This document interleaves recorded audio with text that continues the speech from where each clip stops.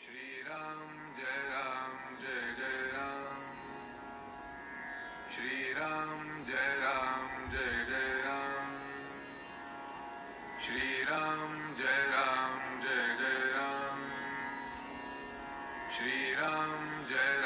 जय जय राम।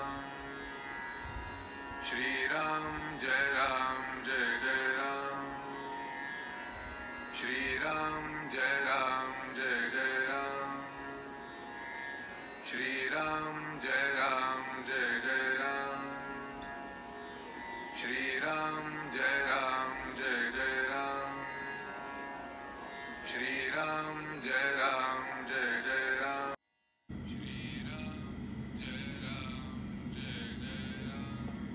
नमस्कार। आज दिनांक 6 मे। स्वार्थ आवरल्याने परस्पर प्रेम वाढते। श्री राम जय जय राम। नमस्कार। आज दिनांक 6 मे। श्रीराम जय जय राम। स्वार्थ आवरल्याने परस्पर प्रेम वाढते। परस्परात प्रेम वाढविण्यासाठी काही गोष्टी आवश्यक आहेत। 1. बारीक सारीक गोष्टींकडे दुर्लक्ष करून प्रत्येकाच्या स्वभावाला थोडी थोडी सवलत ठेवावी, म्हणजे द्वेष वाटणार नाही। 2. सर्वांना प्रेमाची अशी जी एखादी जागा असेल त्याकडे दृष्टी ठेवावी। 3. कोणतीही सूचना सांगायची झाली तर त्या व्यक्तीविषयी न बोलता नम्रतेने आणि गोड शब्दात सांगावी। 4. अत्यंत महत्त्वाची गोष्ट जीमध्ये या सर्वांचा बऱ्याच प्रमाणात अंतर्भाव होतो अशी बाब म्हणजे स्वार्थाला आळा घालणे। म्हणजे मी स्वतः जितका माझ्या करता आहे असे वाटते त्याच्याही पेक्षा जास्त मी दुसऱ्या करता आहे असे वाटणे ही होय। आणि ही जाणीव ठेवून त्याप्रमाणे वागणे हेच प्रेम वाढायला मदत करते। ज्या माणसाला स्वार्थ साधायचा नाही त्याला कमी पडणे शक्यच नाही। जिथे निस्वार्थीपणा आहे तिथे भगवंताचा पुरवठा झालाच पाहिजे। आता स्वार्थाचा विचार करताना असे सहज वाटते, मी कुठे स्वार्थी आहे, मी कुठे कोणाजवळ काय मागतो, पण एवढ्याने स्वार्थदृष्टी नाही असे म्हणता येणार नाही। अहंकारा इतकाच स्वार्थ जबरदस्त आहे। त्याच्या मुळ्या इतक्या खोल आणि सूक्ष्म असतात की त्यांचा पत्ताच लागत नाही। स्वार्थ 3 प्रकारचा असू शकतो: कायिक, वाचिक आणि मानसिक। देहाला दुसऱ्या निमित्त कष्ट न होतील इतक्या काळजीने वागणे म्हणजे कायिक स्वार्थ म्हणतात। माझ्या बोलण्याला सर्वांनी मान डोलवावी, मी कोणाला काही कमी जास्त बोललो तरी त्याने निमूटपणे सहन करावे, अशा तऱ्हेच्या वृत्तीला वाचिक स्वार्थ म्हणता येईल।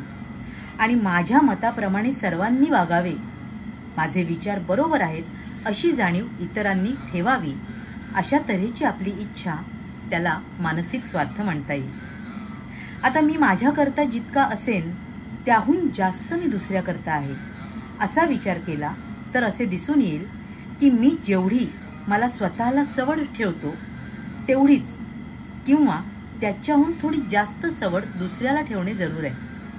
म्हणजेच जे दुसऱ्याने आपल्या बाबतीत करणे आपल्याला बरे नाही वाटत ते आपण दुसऱ्याच्या बाबतीत न करणे, आणि त्याच्या उलट जे दुसऱ्याने आपल्याला केले तर बरे वाटते तेच आपण दुसऱ्याच्या बाबतीत करावे। हेच सर्वाचे सार आहे आणि हाच धर्म आहे। आपण जगावर प्रेम केल्याशिवाय परत प्रेम मिळणार नाही। आपण पुष्कळांच्यावर प्रेम केले तर आपण एकटेच त्यांचे करतो, पण प्रसंगाला ते सर्व आपल्याला मदतच करतात। जो पुष्कळांचा झाला तोच भगवंताचा झाला असे समजावे। जो निस्वार्थ बुद्धीने प्रेम करतो त्याला आनंद खासच मिळतो। श्रीराम जय जय राम। श्री राम जय जय राम। काय सुंदर सांगतात नाही महाराज। आणि इतक्या उदाहरणांसकट, सुंदर छान सटीक उदाहरणांसकट ते समजावून देतात की खरं तर आपल्याला वेगळं असं काही त्यातनं शोधायला किंवा काही प्रयत्न करायची गरजच लागत नाही। खरं तर आपण प्रत्येक जण म्हणजे आज जसं या प्रवचनात महाराजांनी प्रेम आणि स्वार्थ याच्यावर भाष्य केलेलं आहे की निस्वार्थी प्रेम कसं असलं पाहिजे, तसंच त्याच्यात स्वार्थ नसावा तर ते कर्म उत्तम मानलं जाऊ शकतं नाही का. आणि त्या योगेच आपण काहीतरी आयुष्यात साधू शकतो. आनंद जो की या आयुष्याचा खरं तर गाभा आहे तो आपल्याला साधता येईल.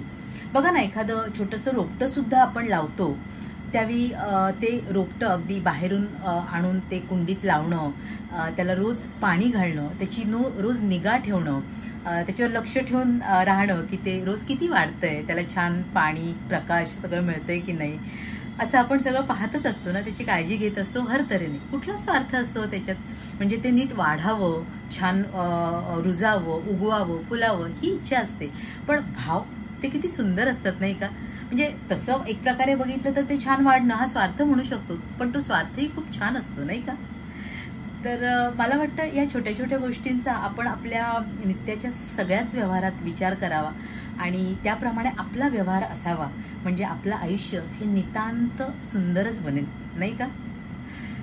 तुम्हा सगळ्यांसाठी खूप सारी गुरु ब्लेसिंग्स.